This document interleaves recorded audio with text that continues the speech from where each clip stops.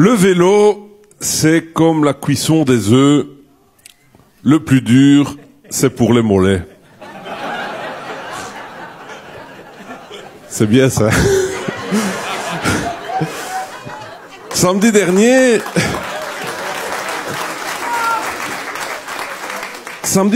ma voisine Fernande m'a expliqué, quand je roule à vélo, j'attrape des varices comme des chipolatas. Tu ne pourrais pas fabriquer un tandem pour que tu m'aides à rouler, tu es si bon bricoleur. Moi, c'est mon gros défaut, quand on tombe flat, je deviens faible. J'ai filé dans mon garage et j'ai vite bricolé un tandem en soudant ensemble deux vieux vélos qui traînaient. Le lendemain, pour éviter que les chipolatas de Fernande ne gonflent en saucisse de campagne,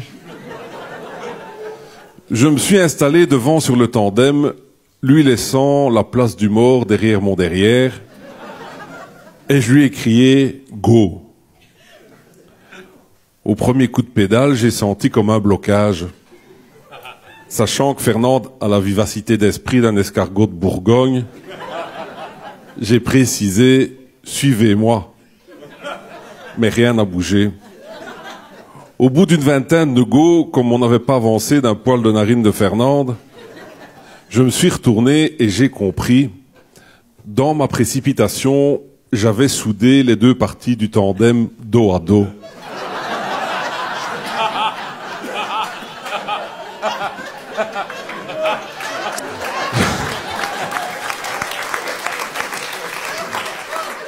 Gentleman, comme je suis avec toutes les dames, même avec les moches comme Fernande, sinon c'est tricher, je lui ai dit, levez les jambes, je pédalerai tout seul, en me disant qu'avec son tablier bariolé, elle ferait au moins catadioptre. Notre tandem a enfin démarré, mais immédiatement, des voitures ont commencé à klaxonner derrière nous. C'est en me retournant que j'ai cerné le drame.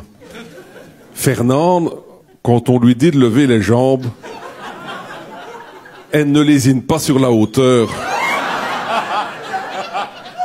Elle s'était calée en position de l'horloge de Big Ben qui marque 10h10. On aurait dit Marilyn Monroe sur sa bouche d'égout, mais en version King Kong qui fait le poirier. Soucieux de la sécurité des automobilistes qui filmaient les jambons à l'os de Fernande en conduisant, j'ai stoppé. Fernande m'a aussitôt dit « Rentrons, je vais pédaler, ce sera facile, ça descend, lève tes jambes. » J'ai accepté et je l'avoue, j'ai levé la cuisse un peu haut pour voir si moi aussi on me klaxonnerait. Hélas, c'est de nouveau derrière moi que ça a réagi pour Fernande. En fait, vous ne le savez peut-être pas, mais en tablier, quand vous descendez une rue en tandem, le vent s'engouffre dans votre sous-sol et on voit vos catacombes jusqu'au fond de la galerie. Si vous comprenez l'image. Et vu l'état de Fernande, ce n'était pas la sensualité de ses dessous qui attirait les regards, mais le flottement de ses cuisses, flasques comme des thés d'oreiller pendus à un fil à linge, qui faisait bravo comme un phoque de cirque qui demande sa récompense après son numéro.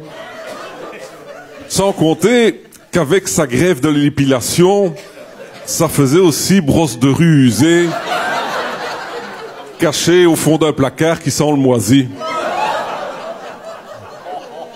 Mais le hic, ça a été la guêpe. Ce genre de bestiole, quand ça s'écrase sur un pare-brise de voiture, ça ne fait que des dégâts à elle. En vélo, aspiré dans les plis d'une gaine dont les élastiques laissent passer l'air, la perruque en pilou et les particules fines, ça ne pardonne pas. On a dû attendre 2 heures pour qu'un médecin accepte de venir retirer le dard.